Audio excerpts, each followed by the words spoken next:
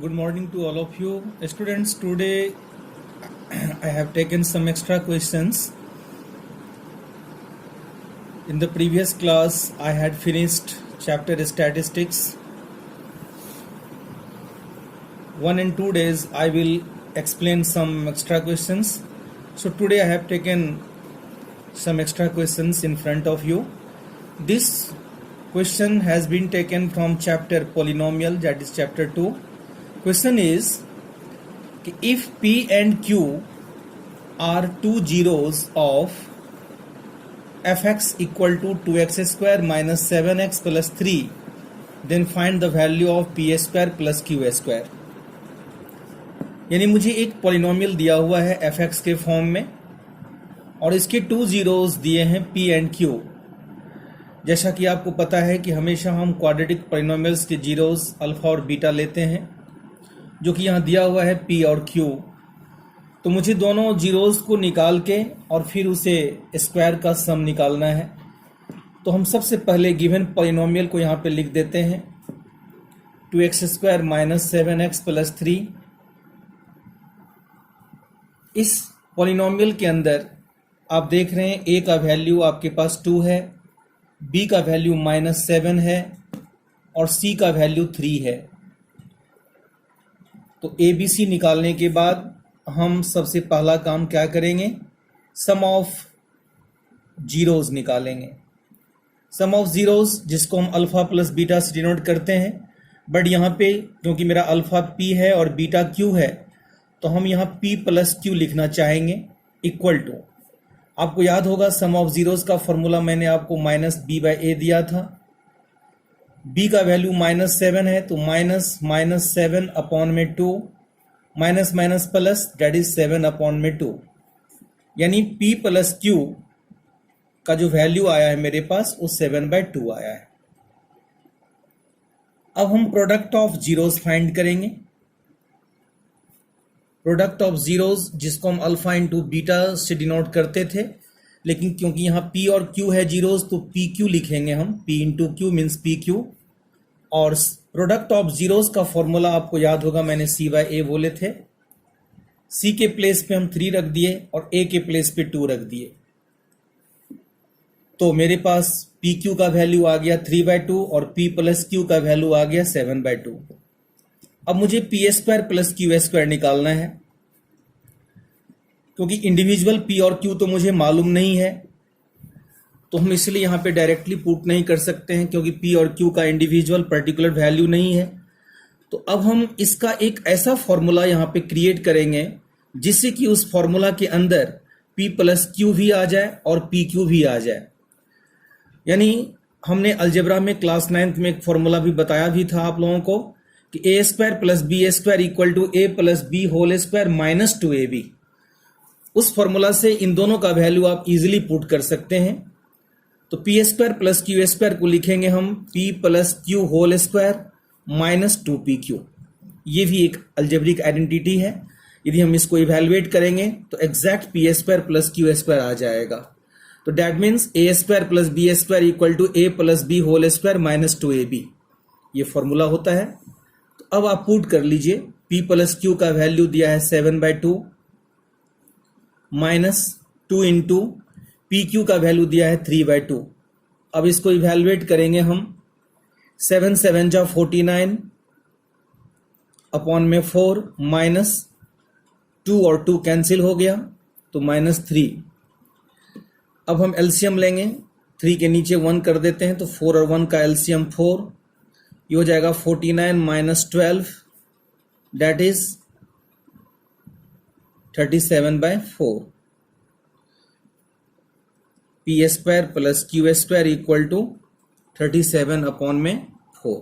This is the answer of this question. So students, again I want to tell you in brief कि इस question में सबसे पहले हमने गिवन पॉलिनोमियल्स में से ए बी सी निकाल लिया. फिर सम ऑफ जीरोज और प्रोडक्ट ऑफ जीरोज दोनों निकाला मैंने. Sum of zeros p plus q के फॉर्म में हुआ और product of zeros p into q के फॉर्म में हुआ.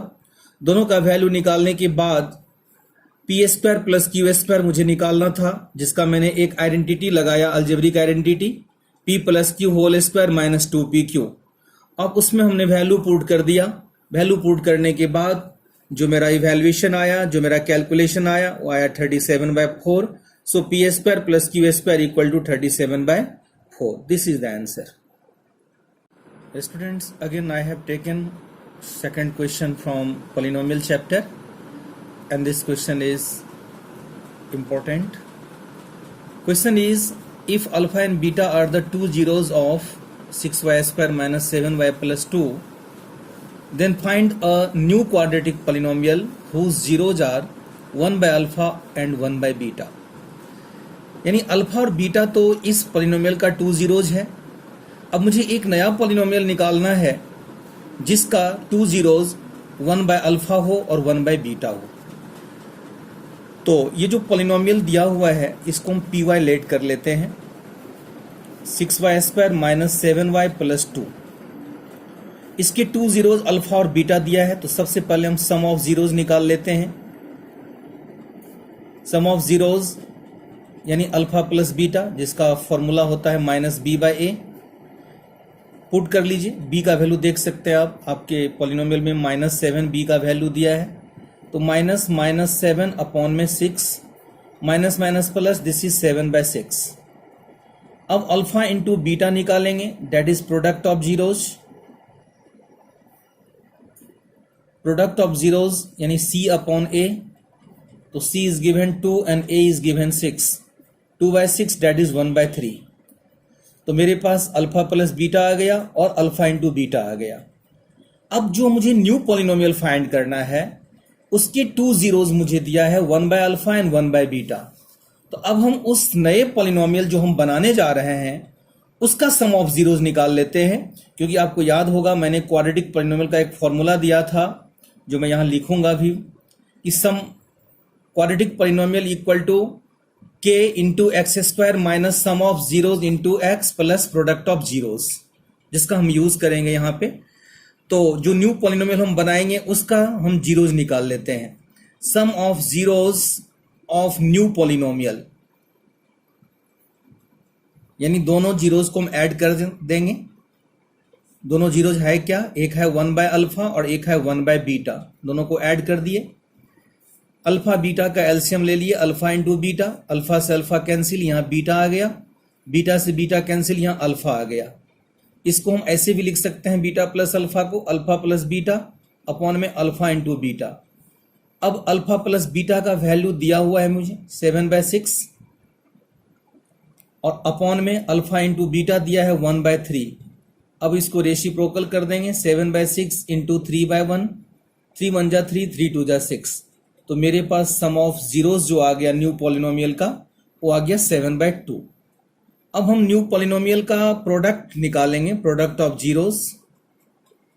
तो हम दोनों जीरोज को मल्टीप्लाई करेंगे, 1 बाय अल्फा को 1 बाय बीटा से। तो ये हो जाएगा 1 अपॉन में अल्फा इंटू बीटा।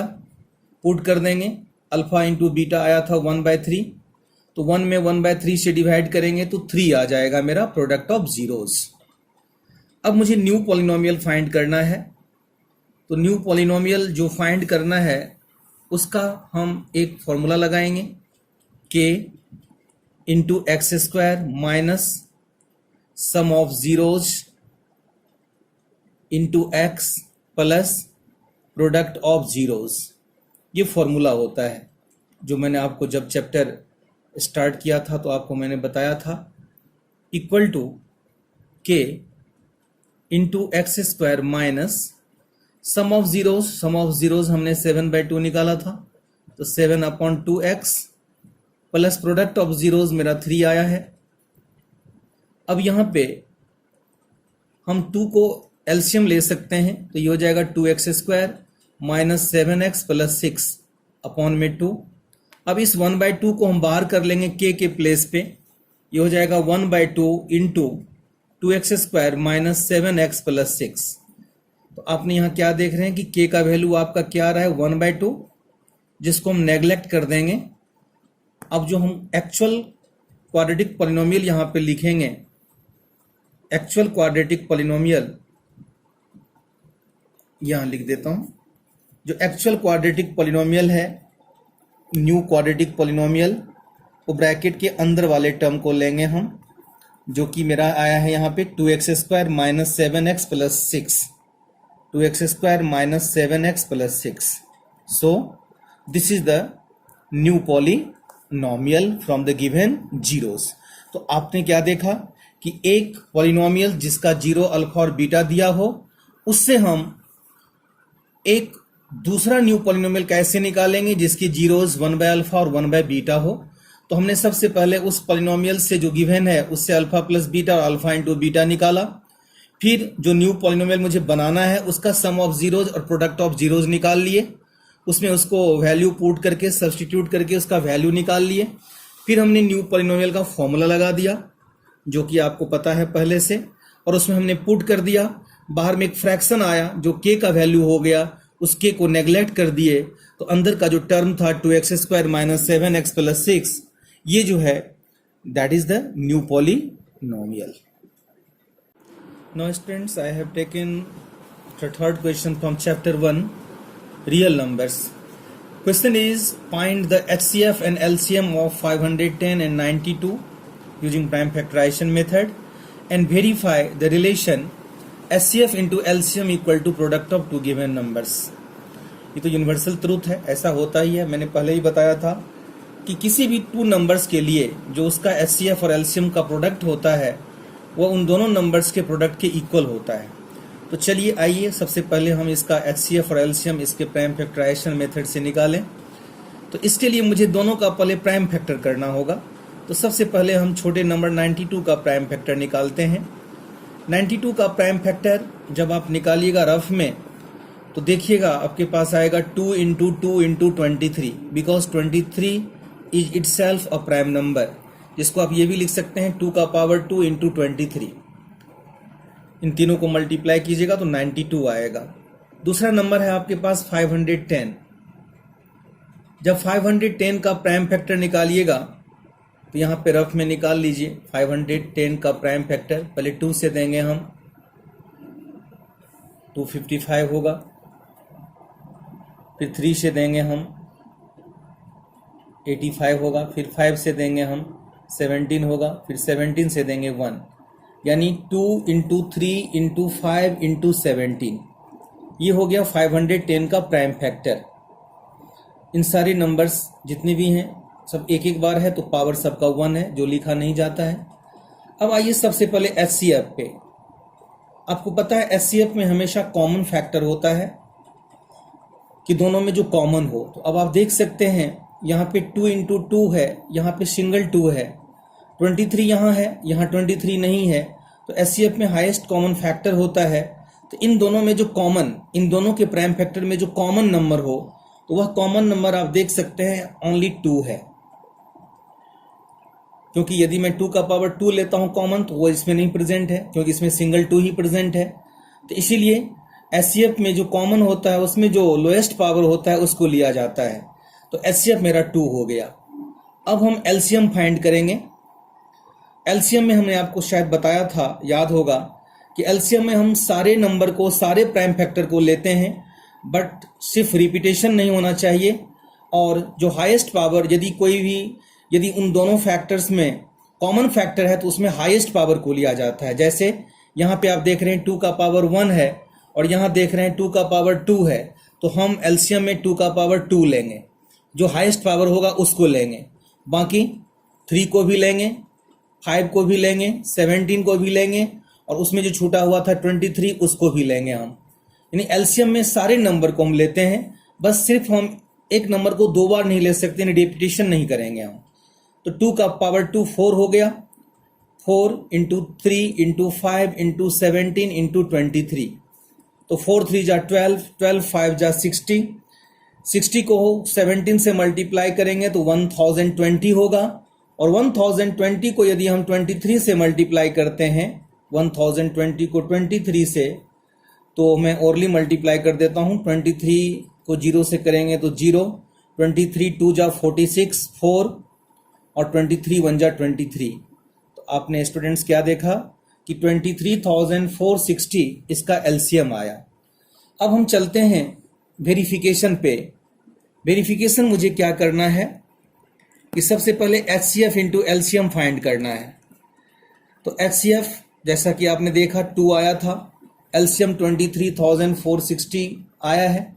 इन दोनों को मल्टीप्लाई करेंगे तो 46,920 आ जाएगा। अब हम प्रोडक्ट ऑफ टू नंबर्स निकालेंगे। प्रोडक्ट ऑफ टू नंबर्स में हम दोनों नंबर को मल्टीप्लाई करेंगे 92 को 510 से। तो 92 को 510 से करेंगे तो यहाँ भी ओरली मल्टीप्लाई कर देता हूँ। 92 को 0 से करेंगे 0, 92 को 1 से करेंगे 92, 1 जा 92, 9, फिर हो गया 92 5 जा 460, उसमें 9 ऐड कर देंगे तो 460, 92 0 0, 92 1 जा 92, तो 92 का यहाँ 2 आ जाएगा, 9, फिर 92 5 जा 460 प्लस 9 469, यानी प्रोडक्ट आ गया 46920 और HCF इंटू LCM भी 46920 आया है। तो आपने क्या देखा यहाँ पे कि जो HCF इंटू LCM है वह किसके इक्वल आ रहा है? प्रोडक्ट ऑफ टू नंबर्स के, दस वेरीफाइड। तो ये यूनिवर्सल ट्रूथ है। हमने आपको बताया भी था चैप्टर में कि किसी भी टू नंबर्स के लिए जो उसके HCF और LCM का प्रोडक्ट होता है वह उस दोनों नंबर्स के प्रोडक्ट के इक्वल होता है। This is universal truth. So here this relation has been verified after finding the HCF and LCM of two numbers using prime factorization method. So students, today I want to finish my class. Your homework will be now 1 and 2 days. I will explain only the extra questions and you have to solve these extra questions either in your SW, either you can prepare the separate copy also. तो चाहे तो आप अपने SW में भी लिख सकते हैं या नहीं तो आप एक्स्ट्रा रजिस्टर भी बना के उसमें आप कर सकते हैं। तो आप ज़्यादा से ज़्यादा प्रैक्टिस करें डिफरेंट बुक से और पर्टिकुलर RD शर्मा से NCERT को कमांड करते हुए, तो आपको बेनिफिट मिलेगा। फिर हम कल कुछ एक्स्ट्रा क्वेश्चंस के साथ आएंगे। तो now I want to finish my class. So goodbye to everyone.